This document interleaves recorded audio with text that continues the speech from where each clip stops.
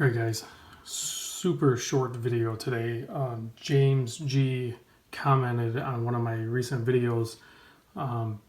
He basically asked if he could see the Hamilton Khaki King next to the Sarb 033.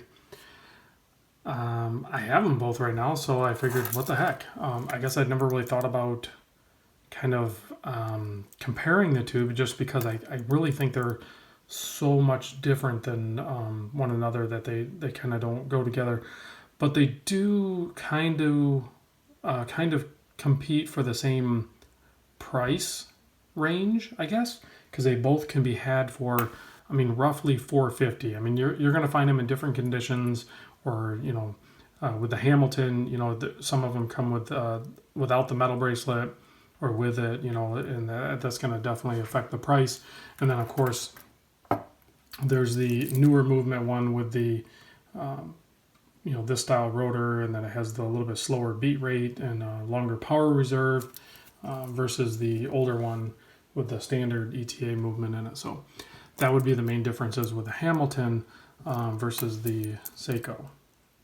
So with the Seiko, I mean, there really isn't any different variations of this other than a different color, which I'll have the other color in soon, the white or cream dial or whatever it is, so we can do a video with both those. But so here they are size-wise. I mean, definitely the Seiko is smaller in diameter, but it's definitely thicker. Totally different case shape and everything. To be straight up honest with you guys, I think the Hamilton crushes the Seiko. And I know there's a lot of Seiko Sarb lovers out there. I don't really, I'm not drawn to it like you guys are.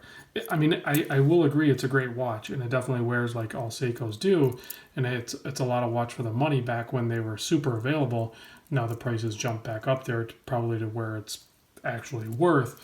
But if my money is competing for, say, these two in that price range, I would easily pick the Hamilton over and over. And even though, like, recently I did put most or almost most of my watches up for sale, and even this guy was getting ready to leave, and not even now as I'm doing this comparison video for James or whoever else is interested at looking at these two, based on that they're both in the same price category approximately. I'm looking at this Hamilton, and I really don't want to let it go. So I might just lend it out for a while and then have it returned or whatever, because on bracelet it actually wears really nice. It's very sleek, very comfortable. I love the way the day date display is on it. Great watch. And then I was wearing it on the Erica's original strap on this guy, and it wears great on like NATO's or this or whatever. So the Seiko is definitely a little more classy, a little more dressy look. And it's super comfortable. I just resized this bracelet for the owner. It was a little bit too big for him, so I dropped it down one link. So basically, when I send it back, he'll be able to just pop it on wrist and it'll be good to go. I mean, this thing is crazy comfortable. There's no doubt about it, just like all the Seikos. I prefer the Hamilton over this one. But that's the beauty of having all these watches available, is you can get whatever you want, whatever one you like, whatever price category, there's going to be something for you.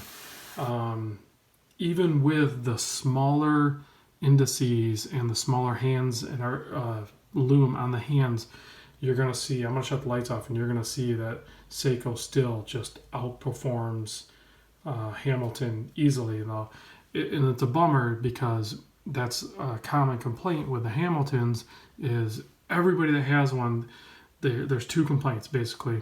I wish it had better lume, and then there's a few guys that are maybe a little more concerned about the water resistance. This guy's only 50 meter water resist. There's no screw down crown or anything. It would be nice if it at least had 100 meter, and they could even do probably 150, or they could easily do 100 if they just did a screw down crown and sealed it up a bit. But I'm going to shut the lights off, and you're going to see, well, first of all, you're going to see the Sammy in the background showing off, but you're going to see that the Sarb definitely crushes the Hamilton. So that's not fair. You know, the Seiko dive watches are just killer. But so you can see there, you know, the Hamilton the hands might look a little bit decent or whatever, but it's gonna fade really fast, and this SARB is just gonna keep glowing for hours and hours. Even though there's smaller applications there, it's gonna hold that charge and it's gonna show really well. So anyway, guys, thanks for watching. There's those two. You know, the SARB definitely, when you get in low light and everything, even the polished hands and indices and everything just really come alive in the framed out date window and everything. So it's a killer watch. I can see why you guys really like it, but I would still, personally, I would pick the Hamilton. But that's just me. So thanks for watching, guys.